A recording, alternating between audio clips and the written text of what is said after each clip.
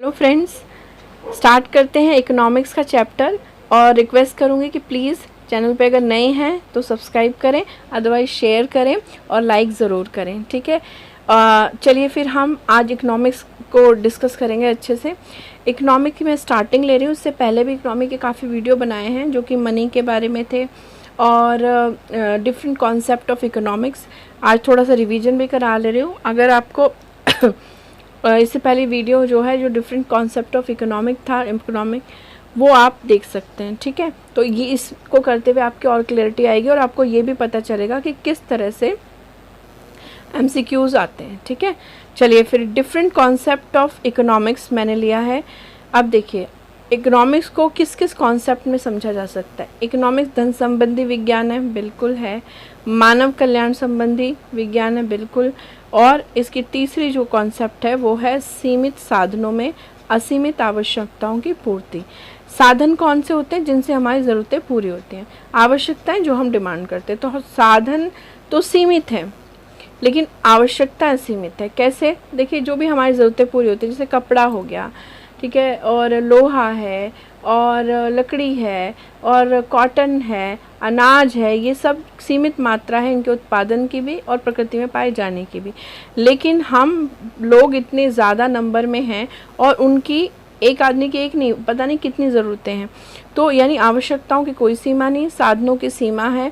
और इन सीमित साधनों में असीमित आवश्यकताओं की पूर्ति का सामंजस्य कैसे बिठाया जाए, कैसे ये बैलेंस लाया है, that is economics, that is economics, this is all economics about. ठीक है, अब इससे पहले जो वीडियो था उसमें मैंने ये भी डिस्कस किया था कि धन संबंधी विज्ञान है तो किसने कहा है इसको। तो मैं अभी छोटा सा एक रिवीजन दे देती हूँ आपको। धन संबंधी विज्ञान एडम स्मिथ ने कहा है। ठीक है, जिनको हम इकोनॉमिक्स का पिता भी कहते हैं, तो एडम स्मिथ ने कहा है धन संबंधी विज्ञान। उसके बाद मानव कल्याण संबंधी मार्शल ने कहा है। ठीक है, मार्शल ने इसे आपका मानव कल्याण संबंधी विज्ञान कहा है। और सीमित साधनों में असीमित आवश्यकताओं की पूर्ति, ये रॉबिन्सन ने कहा है। तो ये आप पहला वीडियो देखेंगे, आपको बहुत बेनिफिशियल रहेगा। अदरवाइज़ ये 3 डेफिनेशन है और ये तीनों ही मिला के आप इसको डिफ़ाइन कर सकते हो। और इससे हमें ये भी पता चल जाता है कि इकोनॉमिक्स में हम सीखते क्या, हम आवश्यकताओं, डिमांड को सीखते हैं, साधनों को कैसे मैनेज कैसे जाते हैं, मानव कल्याण कैसे किया जाए और धन को मैनेज कैसे किया जाए। ठीक है, अब अर्थशास्त्र की 2 स्ट्रीम है। ठीक है, व्यष्टि और समष्टि, माइक्रो और मैक्रो। ठीक है, व्यष्टि यानी माइक्रो और समष्टि यानी मैक्रो। अब समष्टि और व्यष्टि हैं क्या, ये हम आगे डिस्कस कर लेते हैं। आई होप क्लियरिटी हो रही होगी आप सबको। अभी जो है इकोनॉमिक्स में स्टार्टिंग में हम पहले व्यष्टि यानी माइक्रो इकोनॉमिक्स को डिस्कस करेंगे। तो पहले जान लेते हैं माइक्रो इकोनॉमिक्स क्या है। ये व्यक्तिगत स्तर पर बहुत छोटे समूह पर परिस्थितियों और समस्याओं को दर्शाता है।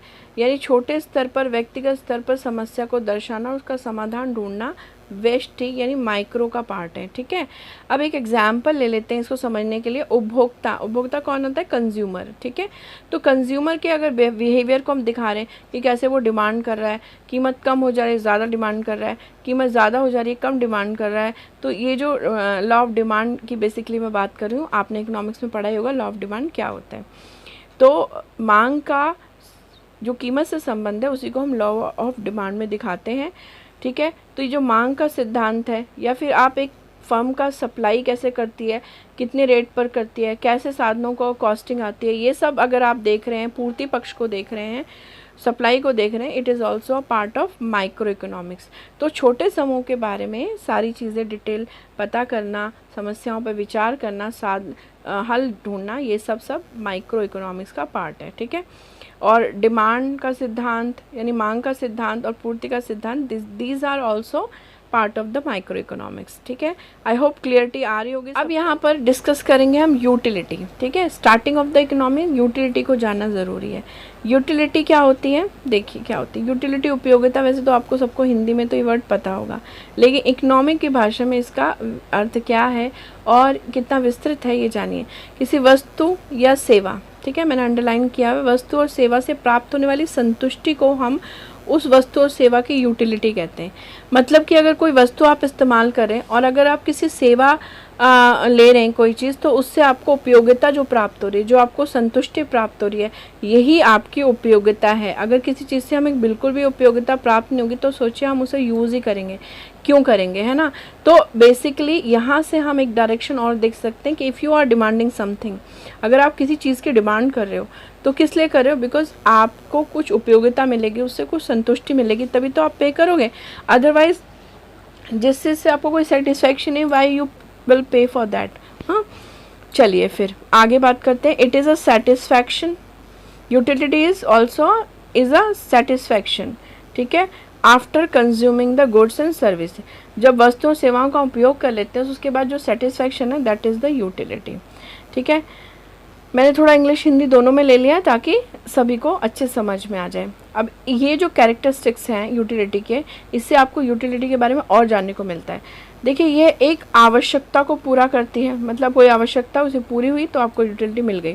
प्रत्येक अन्य यूनिट, अगर आप कोई भी एक गुड यूज़ कर रहे हो तो उसका एक पहली यूनिट यूज़ करी तो दूसरी यूनिट करी, तो ये कहना चाह रहे हैं प्रत्येक अन्य यूनिट यूज़ करने पर उपभोक्ता का संतुष्टि स्तर गिरता है, ठीक है। अब कैसे ये होता है, मान लीजिए कि आपको बहुत मतलब मैंने एग्जाम्पल भी लिया है, यदि आपको बहुत प्यास लगी है और आप कोई भी कीमत दें, आपको बहुत प्यास लगी है, आप मतलब बहुत ज़्यादा, जिसे कहते हैं गला सूख रहा है, बहुत ज़्यादा परेशान है पानी के लिए, तो ऐसे समय में आप कोई भी कीमत देने के लिए तैयार हो जाएंगे, क्योंकि उस पानी की यूटिलिटी आपके लिए बहुत ज़्यादा है।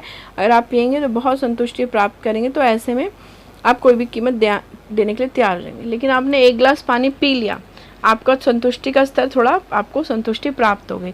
अब नेक्स्ट ग्लास के लिए आप कोई भी कीमत देने के लिए तैयार नहीं होंगे, ठीक है। परंतु जब आपने एक बार पानी पी लिया तो आप वही कीमत देने के लिए तैयार नहीं होंगे, क्योंकि आप कुछ लेवल तक संतुष्ट हो गए। तो यानी कि जब आप चीज़ें यूज़ करते हो उससे संतुष्टि प्राप्त होती है, मगर आपने एक यूज़ करी, आपको बहुत संतुष्टि प्राप्त करी, उसी का नेक्स्ट यूनिट आप सेम वही चीज़ का नेक्स्ट यूनिट यूज़ करेंगे, आपका संतुष्टि कम प्राप्त होगी। और इस तरह से, और मान लीजिए आपने एक संतरा खाते हैं, ठीक है, तो आपको बहुत अच्छा लगा, अब दूसरे संतरे पर वो अच्छा नहीं हो, क्योंकि पहली बार में जो संतुष्टि प्राप्त होती है वो दूसरी बार में नहीं प्राप्त होती। तीसरी में आपको संतुष्टि का स्तर और गिर जाएगा, क्योंकि आप कुछ थोड़ी बहुत संतुष्ट पहले से ही हो चुके हैं, ठीक है।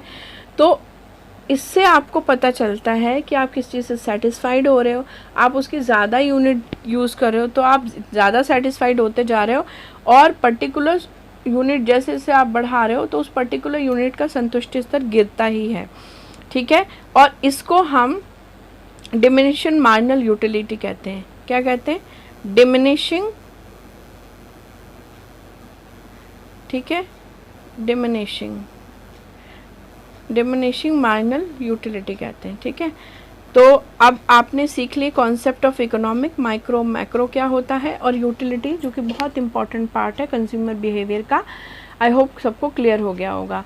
चलिए फिर आप सबसे मेरी रिक्वेस्ट है कि अगर किसी को कोई पूछना है, कोई डाउट है, तो आप प्लीज़ कमेंट करें, और वीडियो को आप दोबारा देख सकते हैं, नोट भी लिख सकते हैं। और thanks for watching the video. Have a nice day. Please like, share and subscribe also.